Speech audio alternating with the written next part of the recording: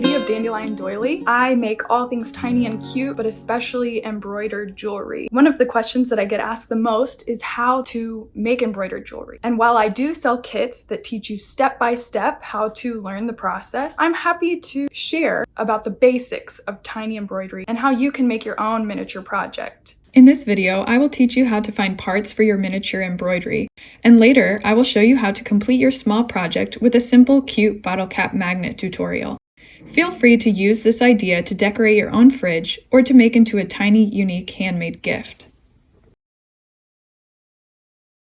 For each project, you'll need a base, but the base actually has a name, and the name is a bezel or a pendant tray. Those are the two terms that I think are the most useful when you're searching online. But of course, you could look for these items at your local craft store. You can get more particular online about the shape and size and color that you're looking for. But I recommend looking on Etsy. I sell different parts in my shop: necklaces, keychains, magnets, bookmarks. I personally don't shop at Amazon, but you can find these items there as well. The most common sizes, I think, for miniature embroidery is 25 millimeters and 20 millimeters. I go by millimeters because you're getting in such tiny territory that to say like 3/4 and a 7/8 of inch, it's just too complicated for me. And a lot of times online, you'll see them labeled in millimeters more often. But the 25 millimeter is about 1 inch and the 20 millimeter is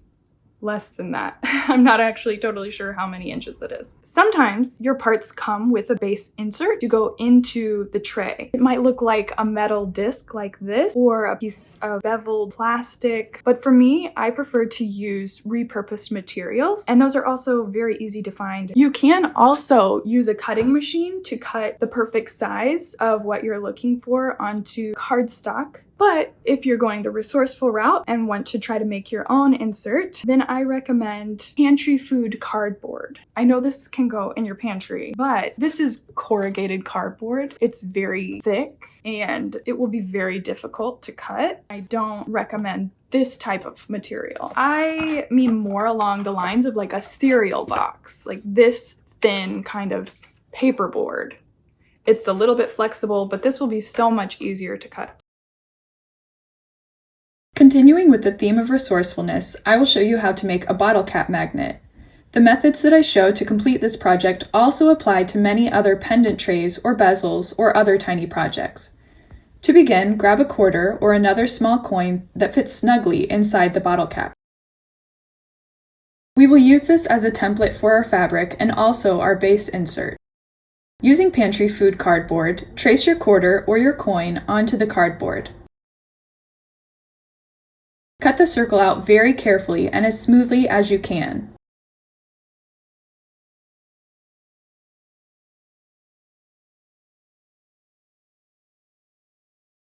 If it has rough edges, roll it on a flat surface. Choose fabric for your project. I recommend cotton or linen, as these are traditional embroidery fabrics. I like to source mine from the local thrift shop. Whatever you choose, you'll want something that's not too thick, not too thin, not too see-through, and not too stretchy. Trace your quarter or coin onto your fabric using a pencil or a friction pen. Plot points 1/4 inch or 7 millimeters away from the circle that you just drew.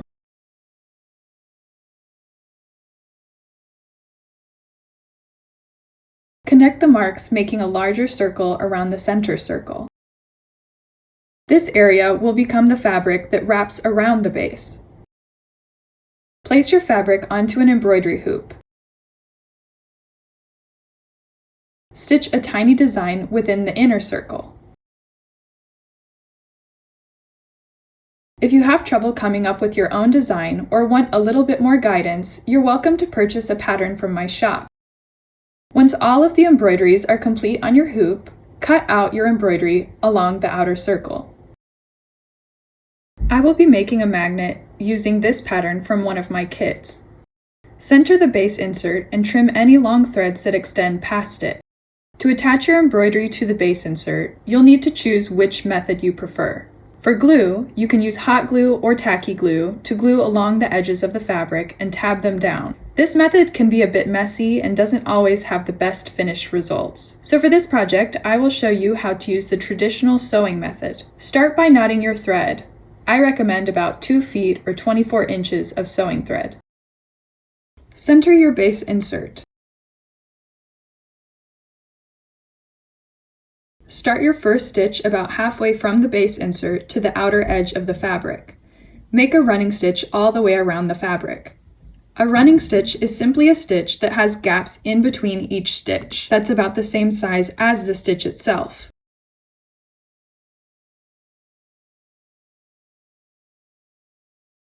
Once you get back around to the starting knot, pull the thread to tighten and gather the fabric around the base insert.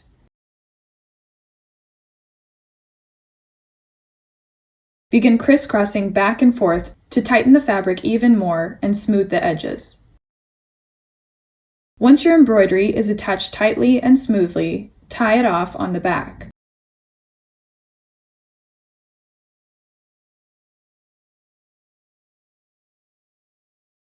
To complete most tiny embroidery projects, you will need to glue your embroidery to the project base.